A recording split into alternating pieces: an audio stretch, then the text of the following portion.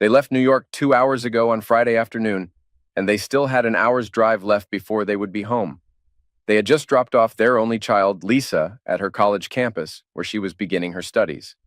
Nancy glanced over at her husband, Bill, who was driving their Ford Transit because they needed to transport Lisa's belongings and couldn't use her BMW 230i convertible. Sheesh, time really flies, she thought. It was her high school graduation day when she found out she was pregnant. Bill was still in college, studying to be an engineer. Both sets of parents were supportive. They knew each other well and were aware of their kid's love. After the baby arrived, she stayed with her parents, and they tied the knot once Bill finished his studies. She's been a stay-at-home mom, watching her husband climb from a junior engineer to owning his own HVAC business over 10 years. His hard work paid off, scoring big contracts with construction companies. Bill's dedication to work and family never wavered. "The house won't be the same without her," Bill said with a hint of sadness. "She's always been closer to you than me, your little princess," she replied. "Yeah, she's our princess and deserves the best," Bill remarked. "Have you noticed how she's been acting lately? She's been treating me terribly. Whenever you're around, she sticks to you like glue, sometimes even making fun of me. And when you're not here, she locks herself in her room, avoiding me completely." "Oh, Nancy, she's still just a kid. Senior year of high school is tough, you know? She was under so much pressure trying to get into Columbia University. Try to cut her some slack." "I get that, Bill. But have you seen the way she looks at me when we're in the same room? Remember that incident 2 months ago when she came at me with a knife while I was sitting on the couch? I thought she was going to hurt me. I saw pure hatred in her eyes." "You're imagining things, Nancy," Bill snapped. Nancy fell silent, not wanting to escalate the argument further. She didn't want Bill to get angry. Not now. Taking out her phone, she sent a text message. "We'll be there in 30 minutes. A minute later, her phone beeped. "Is that from Lisa?" Bill inquired. "No, it's Betty. How's she doing with Paul? Last time at our BBQ, she was complaining about him working late nights, putting in too many hours, and prioritizing others over her. She should have known being married to a sheriff isn't easy. She should have thought twice before tying the knot." Once again, Nancy stayed silent, hoping Bill would keep his cool until they got home. She leaned against the window, praying they were already there. As Bill pulled into his driveway, he spotted a sheriff's car parked in front of the garage. He parked behind it, and Paul, along with his assistant, stepped out to greet him. "What's going on?" Bill asked Paul, puzzled. At the same time, Nancy hurried to stand behind the assistant, which didn't escape Bill's notice. "This is the part of my job I hate the most," the sheriff said, handing Bill a manila envelope. "William Thompson, you've been served." "Paul, is this some kind of joke?" Bill asked, his hand trembling as he took the envelope. He turned to Nancy, but she couldn't meet his gaze. "Why, Nancy? What did I do?" "Bill, it's best if you go," Paul said. "Get yourself a lawyer and work on your divorce. There's also a restraining order. You can't be near Nancy or come within 500 feet of her." "Paul, last Sunday you and Betty were at our barbecue for Lisa's farewell," Bill said, his voice rising. "You both knew what was going on. You came, ate, wished Lisa well, and left with smiles. That's what I call hypocrisy." "Bill, please try to understand." "What do you want me to understand, Paul? That you're a jerk?" Bill shouted. "And you, Nancy, you betrayed me!" He glared at her with anger. "If you didn't love me anymore, you should have just told me. I would have agreed to a peaceful divorce. The restraining order is already in place. It's best for you to leave now," Paul said, trying to remain calm. Bill stomped over to his van, angrily tossing the envelope onto the passenger seat. He slammed the door shut and then marched back to confront Paul. "I need my stuff. I hope you're not going to be a jerk and stop me from going into my house to get my things." He took out his house key and headed towards the front door. "Your key won't work," Paul said, pulling out another set of keys from his pocket and handing them to his assistant. "It seems you've thought of everything, or was it Betty's idea?" Bill accused. "She probably arranged for a locksmith while we were gone. Am I right?" Paul didn't respond, just nodded at his assistant, who led Bill into the house and stood by as he packed 2 suitcases. "Don't worry," Paul reassured Nancy. "I'll have my guys keep an eye on the place. It's not safe for you to be here alone for a while. Bill's really upset, and he might do something rash out of anger." "I'll stay put. I'll call a friend to come stay with me for the weekend," Nancy said. "Yeah, a friend," Paul muttered. Bill brought out the suitcases and placed them in the back of the van. The assistant gave Nancy the keys. Bill then opened the envelope and started reading the divorce papers. "Bill, you got your stuff. It's time to go," Paul instructed. Hold on. This woman wants half of my business, half of our savings, the house, her car, and monthly alimony. She's trying to take me to the cleaners, Bill exclaimed angrily. Bill, if you don't leave, I'll have to arrest you, Paul warned, reaching for handcuffs. No need, Paul. I'll sign the papers now and disappear, Bill said, grabbing a pen and signing where indicated. Can you witness this and give me my copy? Nancy, Paul, and his assistant were stunned. They never expected Bill to agree to the terms. Nancy smiled, feeling fortunate. She got everything she wanted and was finally free of her husband and daughter. Paul signed as a witness and handed Bill his copy. Bill got into his van. Who is he? How long have you been with him? Bill demanded angrily. Go inside and lock the door, Paul instructed Nancy before approaching Bill's van. His assistant escorted Nancy inside. Don't do anything foolish. Think about Lisa, Paul advised Bill. I made a mistake marrying this witch, Bill yelled as he started the engine. She chose divorce because she knew I wouldn't accept an open marriage, like you. What? Open marriage? Paul asked, shocked. Don't act innocent, Paul. It's common knowledge, Bill retorted. What are you saying? Paul's voice rose. Come on, Paul. We all know when you're working nights, your brother Tom is keeping your bed warm. Are you trying to turn me against my brother, you jerk? Oh man, she's cheating on you. Sorry to break it to you. Look, Paul, as a sheriff, you can tell when someone's lying. Go home and ask Betty, then you'll see, Bill said, backing up and leaving the property as instructed. Alone, Nancy poured herself a glass of wine and stood before Pagnoli's masterpiece, the train station, worth over $100 grand. He left it here, his loss, she thought with a wicked smile. She picked up her phone and dialed a number from her speed dial. Come on, Jason, answer your damn phone, Nancy yelled frustratedly before hanging up.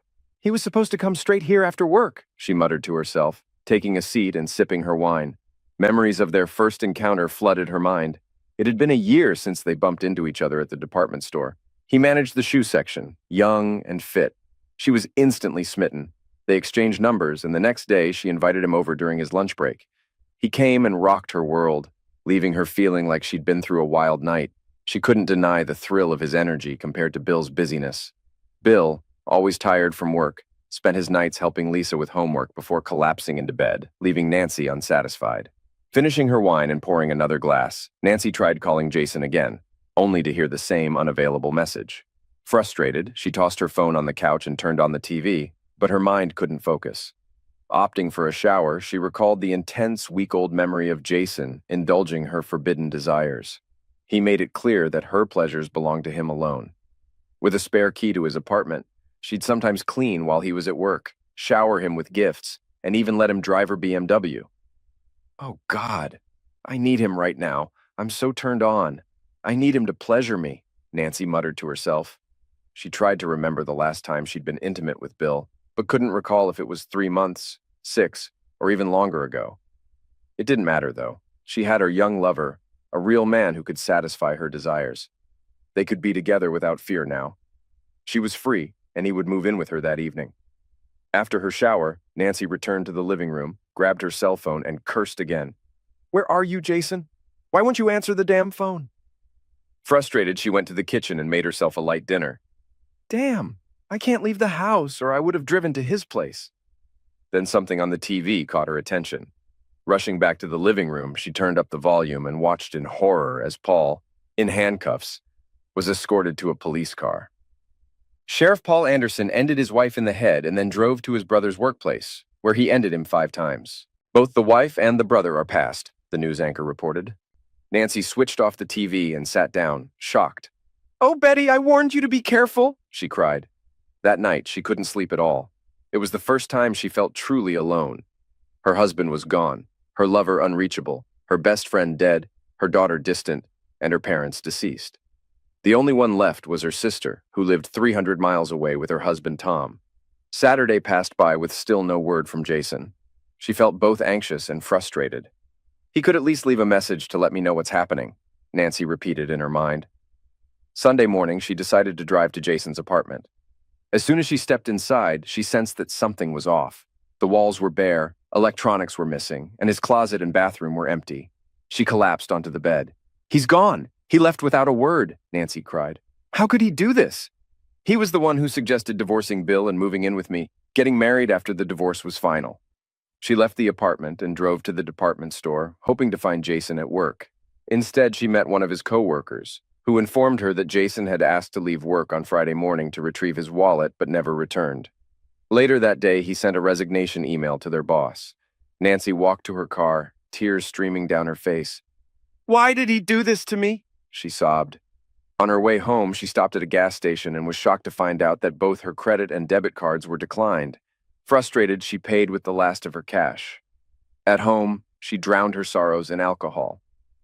Monday morning, she went to the bank and spoke with the manager. She was shocked to learn that there was less than $5 left in her joint account. "Mrs. Thompson, your husband visited the bank last Friday and closed your joint credit card," the manager explained. "He also informed us of your divorce and that he wouldn't be responsible for the mortgage on the house or your car anymore." "That's a mistake. My car was paid off and the house mortgage should have been settled," Nancy said, bewildered. "We have paperwork showing a car loan and a second mortgage on the house for your daughter's university fees," the manager replied. "But why is there no money in my account?" Nancy asked. "Your account was debited to pay the monthly mortgage and there haven't been any deposits for the last 3 months. Whatever money was there has been used up." "What about my husband's business? There should be monthly transfers from the company's account," Nancy inquired. "Unfortunately, Mrs. Thompson, I can't share Mr. Thompson's account details or business matters with you. But if you don't make upcoming mortgage payments, your house and car could be taken back." "But I don't have a job." "I suggest you discuss this with your lawyer." Later, she checked the safe deposit box she shared with her husband. Only her jewelry remained. She took it all and put it in her handbag. Outside the bank, she tried calling Bill on his cell phone, but it was out of service. Perplexed, she called his work number, but it just kept ringing. Frustrated, she dialed Lisa's number. "What do you want, witch?" Lisa snapped angrily. "Is that how you talk to your mother?" Nancy asked, shocked. "How else should I talk to you?" Lisa retorted. "You're the worst! You dumped Dad like he meant nothing! I'm done with you! Don't call me again, I'm changing my number!" Then the line went dead. Nancy sat in her car, stunned, gripping the steering wheel. Her thoughts raced as she tried to understand why Jason left without a word, questioning where her plan went wrong. She called her lawyer and secured a same-day appointment for the late afternoon. "After your call this morning, Mrs. Thompson, we looked into your husband's company," her lawyer informed her. "He filed for bankruptcy last Thursday before being served by you. The company is likely to be dissolved." "But you said I could get millions last time," Nancy exclaimed. "Please, Mrs. Thompson, try to stay calm. Just 2 weeks ago, there were no signs of financial trouble. Everything seemed in your favor. Now the company's bank account is frozen. And what about the car and the house mortgage? Last week, he used your house as collateral for a loan, again, before being served. As for the car, when you signed the ownership document, you also signed for a loan in your name." "This can't be true," Nancy cried. "Mrs. Thompson, I have a personal question. Do you think your husband knew about being served?" "No," Nancy replied, looking thoughtful. "He never saw it coming." She took a deep breath. "So, if I understand correctly, I won't get a penny from my husband's company. I have no money in the bank, and my car and house will be taken away." "I'm afraid so." "Is there any way to make him pay the mortgage at least?" "His company was his only source of income. Now that it's gone, he's penniless. Once he finds a job, we can make him pay you alimony." "We had some investment certificates, but I couldn't find them in our safe deposit box." "We'll check when he cashed those certificates and thoroughly investigate his company. We also need to locate your husband. His legal advisor is handling everything." "Please proceed." "One thing, Mrs. Thompson, these extra services will come with added costs. How will you cover the expenses?" Nancy hadn't considered the financial aspect, but then she smiled. "I have a valuable painting." "Great. Get the money and write us a check so we can get started." "No problem. I'll call you soon." "One more thing, Mrs. Thompson. In the worst-case scenario, be prepared to leave your house. You should start looking for a new place to live." At home, she sat in front of Pagnole's masterpiece. "I wanted to keep you, but because of my husband, we have to part ways," she said to the painting. Then she called her sister. "Hey, sis, I need a favor." "You know I'll do anything for you, Nancy. Bill and I are divorcing." "What? Is this some kind of joke?" "No, sis, it's complicated. I'll need a place to stay temporarily. Can I stay in your guest room? I'll explain everything when we meet." "What about Lisa? How is she taking it?" "She's definitely Daddy's girl. I'm the one who gets the blame. Is there any chance you two can figure things out? Maybe see a counselor?" "I doubt it. I'm really sorry. There's no issue on my end. I don't think Tom would mind. And our daughter would be thrilled to have you stay with us for a while." "Thanks, sis. I'll keep you posted on when I'll be there. Nancy ended the call. On Tuesday, Nancy visited a jeweler to appraise her jewelry. To her surprise, she was informed that all her pieces were gold-plated copper and low quality. She cursed Bill for giving her fake gifts. Then she hurried to an art gallery where she met with an appraiser. "I'm curious about the value of my Pagnoli painting, The Train Station," Nancy inquired. The appraiser carefully examined every detail of the painting. The Train Station is considered Pagnoli's masterpiece. It encapsulates a range of emotions, from arrivals and departures to joy and sorrow. He placed the painting on an easel and illuminated it with a spotlight. Then he took a magnifying glass and began inspecting it closely. After a few minutes, he chuckled. "Is something wrong?" Nancy asked, puzzled. "Wait, let me show you something." The appraiser fetched his laptop, set it up on a nearby table, and pulled up a website. With a few keystrokes, he displayed a picture of the train station on the screen, zooming in on the bottom left corner. "You see here, there are a man and a little girl standing on the platform watching a woman walking to the train with her back to them. The man looks very sad and the girl is crying." "I understand, so what?" Nancy felt a bit confused. "Now, take a look at the same scene in your painting." The man handed Nancy the magnifying glass. Nancy glanced quickly at the bottom left corner and felt dizzy. "In yours, both the man and the little girl are laughing and pointing at the woman like they're teasing her." It's not real," Nancy stuttered. "Yeah, I'm sorry, but it's a pretty good fake." "Oh my God!" Nancy grabbed a chair and sank into it, feeling utterly defeated. "I can give you $200. I just want to hang it for my friends and clients to have a good laugh." Nancy accepted the offer and left feeling shattered. Her phone rang and she saw it was her sister calling. "Hi, sis," Nancy said, trying to hide her misery. "Don't call me sis, you witch!" an angry voice shouted at her. "What? Why?" "Tom got an email from some stranger sent to everyone we know." It's a link to an X site. "It's got videos of you with some guy, dated from a year ago till last week. How could you do this, Nancy?" You did it in our bed, and in some cheap motel room." The voice was furious. "I have to explain." "No need. You're disgusting. Tom doesn't want you near us. He says you'll ruin me and our daughter. We don't want you here. Go to your lover, you slut." The call ended abruptly. "Oh my God. They found out. They've known all along." Nancy's face twisted in horror. "What do I do now?" she panicked. "Everyone knows, the whole town. I have to get out of here, far away." 5 years later, Bill sat in the front row of the church, reflecting on the morning's phone call. He kept it to himself, not wanting to overshadow the special occasion. He had just escorted Lisa down the aisle. Glancing at the couple at the altar, he watched as his daughter said, "I do," to her college sweetheart. His thoughts flashed back to the day Lisa called him in tears. He remembered sitting in his office when her distressed voice came through the phone. "Dad, please come home," she sobbed. "What's wrong, honey? Why are you crying?" Bill asked, taken aback. "Just come, Dad. I'm waiting outside our house," she pleaded urgently. "Why outside? What's happening? Should I call your mom?" Bill's mind raced with worry. "No, don't call her. Just hurry, Dad," Lisa insisted. "I'm on my way, sweetheart." While driving to his place, Bill was getting anxious. All sorts of thoughts went through his mind. Why was his daughter not at school? Why was she outside the house and not inside? Why didn't she want him to alert Nancy? Was she injured? Suddenly, he applied the brakes with a roaring sound of the tires. He was going to run a red light.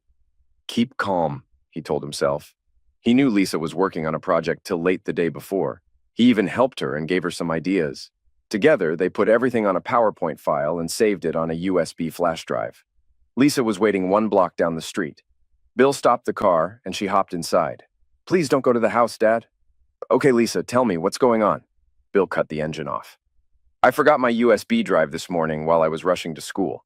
I got special permission during lunchtime to come home to pick it up. I found an old Honda in our driveway. I went inside the house and heard strange sounds coming from your room. I quietly walked up the stairs and peeped inside your room. The door was not fully closed." Lisa started crying. "Okay, sweetheart, inhale," Bill said in a soothing voice. He stroked her back. "Take your time." "I saw a man. They were both without clothes. They had closeness, Dad. She's cheating on you, on us," Lisa sobbed. Bill sat there in shock. He realized that his 17-year-old daughter knew what cheating was. "Are you sure of what you've seen?" He turned to face her. "I recorded it on my phone." She used her phone to capture it. She then showed it to her dad. Bill's world stopped abruptly when he heard Nancy groaning. "Dad, please get her out of the house. I don't want to see her anymore. She's not my mom. My real mom wouldn't do things like this. I need to consider it. What's there to consider? Just kick her out. It's not simple, honey. There are legal steps we have to take. Tell me, Dad, do you still want to be with her? Do you still want to sleep with her? I don't approve of cheating, but we need to understand why she did it, if it's a one-time thing, or if it's been happening for a while or will continue. Here he comes. Lisa pointed at the Honda driving away from the house, turning away from them. Let's follow him. Bill started the engine. They trailed the Honda to the store. They spotted the guy slipping on his work jacket as he left his car in the parking lot and headed toward the employee entrance. He works here. Looks pretty young, Bill noted. Age doesn't matter to me, Lisa replied, snapping some photos of the guy in his car. We've got one thing figured out. So, sweetie, I'll drop you off at school. Then I'll swing back home, grab your flash drive, and bring it to you. When I talk to your mom... She's not my mom, Lisa cut in, her voice sharp. I'll tell Nancy that you called me and wanted me to bring it over. I don't want you facing her alone. Not now, not ever. Got it? I get it, but why? Because I don't want her catching on that we're on to her. I don't want you accidentally letting the cat out of the bag in your anger. What's your plan? I want to be in on everything you're doing. I need to be kept in the loop. Promise? I'm going to install security cameras in our house. And sure thing, Princess, I promise to keep you updated. I love you, Dad. Lisa hugged Bill. Love you too. Now, take me to school and hurry back with the USB. My class is starting soon. Bill pulled into the driveway and entered the house. Honey, I'm home. Nancy hurried out of the bedroom, looking surprised. Oh, Bill, it's you. Who else were you expecting? He locked eyes with Nancy. I wasn't expecting you back so soon. Lisa called. She forgot her flash drive. I need to take it to her. He approached Nancy and caught a whiff of closeness. How about a quickie? A quickie? I'm a bit tired from cleaning and I'm all sweaty. You wouldn't enjoy it. Plus, you need to get Lisa her USB. You're right. At work, Bill browsed the internet for the best surveillance gadgets and cell phone monitoring software. Later, he went to an electronics store and got everything he needed. He made a firm decision. He wouldn't touch his wife from that day on. True to his word, he shared everything with Lisa. Over the next 3 months, he gathered a lot of information. He learned all about Nancy's lover, Jason White. Jason visited their place almost daily, either in the morning when Bill was on the second shift or during lunch. On weekends, when Nancy was supposed to be shopping, she'd often go to Jason's apartment if he wasn't working. Bill discovered she even had a spare key. He witnessed Jason taking her a whole innocence. He also overheard Nancy and her friend Betty sharing all their secrets, including Betty's affair with Nancy's brother-in-law. One Saturday, Bill found the spare key hidden in Nancy's handbag. He hurried to the mall and had a copy made. The next week, he went to Jason's apartment. It was in a rundown part of town, with no security cameras and the main entrance left unlocked. Inside, he installed small, hidden cameras powered by long-life lithium button cells. He also found all the expensive items Nancy had bought for Jason. Bill devised a plan to end his relationship with Nancy while causing them both considerable harm. He commissioned a goldsmith to create replicas of all Nancy's jewelry, which turned out to be gold-plated copper. He also arranged for a fake version of Pagnoli's The Train Station to be painted by a professional artist with specific instructions. Bill connected with his childhood friend Steve, who worked as a corporate lawyer. After explaining his plan, Steve scheduled a meeting a few days later. During the meeting, Bill met with Steve and his cousin Linda, an auditor who was highly skilled in her profession. He was straightforward with them. He aimed to legally dismantle his company and then manage it from afar. His ultimate goal was to have Lisa repurchase the company in a few years. Bill began meeting with Linda regularly, either at her office or for lunch. Linda, a widow whose husband had passed in a car accident, had a 10-year-old son and had not dated since her husband's passing. Over time, a friendship developed between them. One evening, Bill invited Linda to dinner and a movie, which she accepted. On that same night, Lisa stayed overnight at a friend's house, while Bill pretended to work late. Bill parked his car in Linda's driveway and thanked her for agreeing to come. "This is the first time I've been on a date since my husband passed," she said. "I get it. I hope you had a good time," Bill replied. "I did. Can we go out again sometime when you're free?" "We work together and you're still married," Linda reminded him. She kissed Bill on the cheek. "Let's take things one step at a time." With that, she headed inside her house. Bill urged Nancy to switch her car, but she was somewhat hesitant because she was fond of her Lexus. However, when he suggested that driving a BMW convertible would make her look younger, she agreed enthusiastically. Since the Lexus was paid off, Bill sold it and received cash for it. Then he secured a car loan for the BMW and put everything in Nancy's name. When Nancy signed the paperwork, she believed it was solely for the ownership certificate. Unbeknownst to her, among those documents were others that would later cause problems for her. A couple of weeks later, Bill noticed that when Nancy goes to the bathroom after having closeness, Jason would leave the bedroom without clothes and go to Lisa's room. He brought it to Lisa's attention and she was extremely furious. They decided to put a camera in her room. What they discovered was alarming. Jason would open a drawer and take Lisa's underwear. The same afternoon, while Nancy was sitting on the couch, Lisa came behind her with a knife. Had Bill not intervened at that moment, Lisa would end Nancy.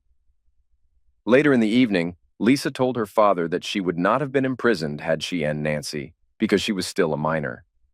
Bill wasn't surprised when he overheard Jason persuading Nancy to divorce him and take him for everything he had. But what the couple didn't realize was that Bill was already ahead of them. He knew Nancy often let Jason drive the BMW and even have closeness with her in the back seat. He also knew when Nancy consulted a divorce lawyer recommended by Paul, and he was aware the lawyer would investigate his company and assets. Waiting a couple of days, he took out a second mortgage on his house to cover Lisa's full tuition fees. The next day, he filed for bankruptcy, timing it so that Betty would change the locks on their house when they were away in New York. During the barbecue party the weekend before Lisa left for college, both Bill and Lisa played their parts. Paul and Betty acted as if nothing was wrong, with Paul even helping grill meat. No one would suspect they were plotting against them. On Friday morning, while Nancy was in the bathroom, Bill grabbed her phone and sent a message to Jason. "I'll be at your place by 8. I want you to do me in the backside before I say goodbye for good. Hurry home and get ready to screw, babe. I'll tell them I need to run errands. Don't call or text back. I'll leave my phone at home in case they check.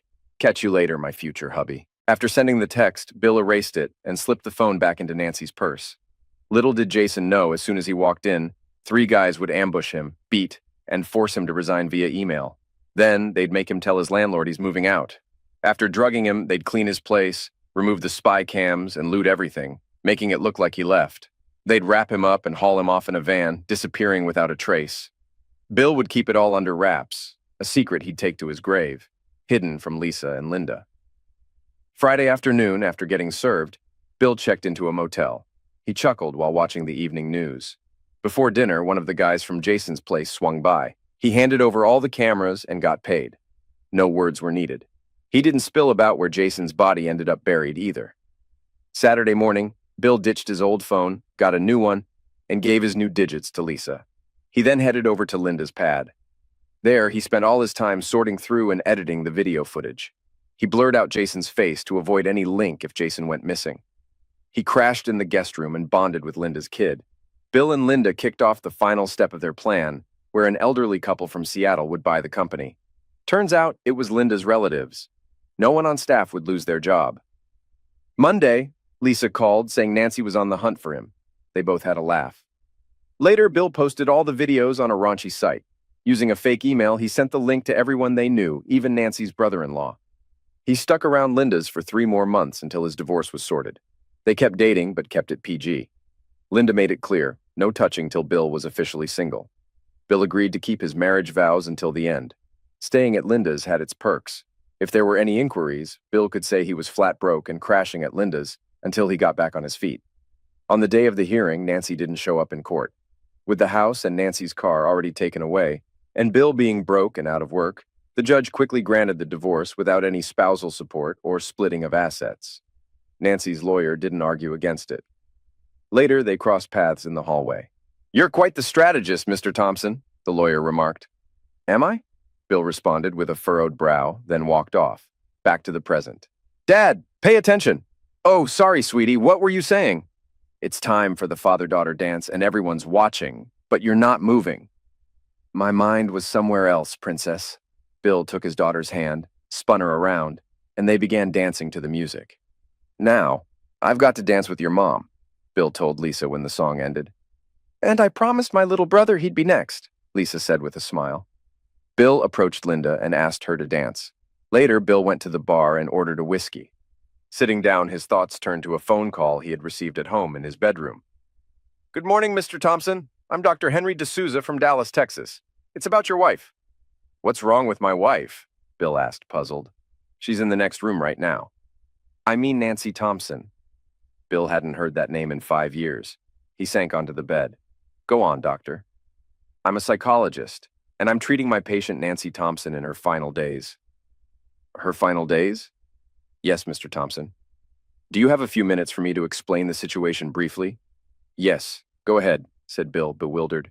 Your ex-wife shared her life story with me, from her childhood to when we met. She said you were the only man she knew until she met Jason, a big mistake she regrets. She talked about planning the divorce and what came after.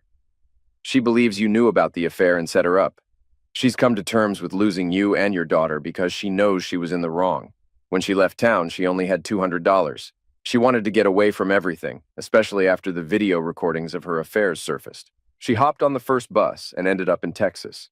She found work as a waitress in a seedy bar by Interstate 20, mostly frequented by truckers. The owner gave her a cheap room in exchange for favors. After a year, she became pregnant and had to resort to a risky termination without proper medical care. Later, the owner started forcing her to have closeness with the truckers for money. Some used protection, but others didn't. By the time she went to the hospital, she had severe STDs and AIDS. She's very sick and knows she's dying. Her last wish is to see you before she passes away. I'm really sorry to hear that, doctor. My daughter's getting married today. I'll reach out to you next week. Don't wait too long, Mr. Thompson. Here's my direct line number. Hey, honey, take it easy on the drinks. You're driving us home later.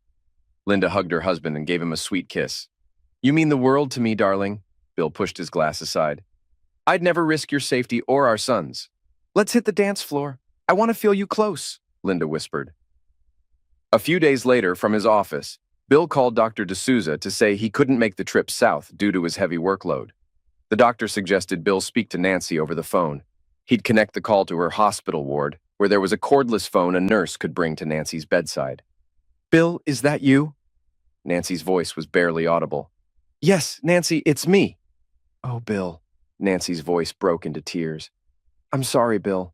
Truly sorry for what I put you and our family through. Now I'm facing the consequences. I've forgiven you, Nancy. I've moved forward with my life, and I'm happy. Bill paused, taking a deep breath. I actually owe you thanks. After our divorce, I married an amazing woman, and we have a son together. Lisa considers her mom, and they have a great relationship. By the way, Lisa got married last Saturday. The wedding was beautiful, and her mom made sure everything was perfect. We're both looking forward to being called grandparents. Bill could hear Nancy sobbing on the other end. There was a commotion in the background of Nancy's hospital room. He waited patiently until a frantic voice interrupted. Mr. Thompson, I'm Nurse Angelica. I'm sorry, but I have to end the call. And the line went silent. Bill glanced at the family photo on his desk, smiling to himself. He who laughs last, laughs best, he murmured.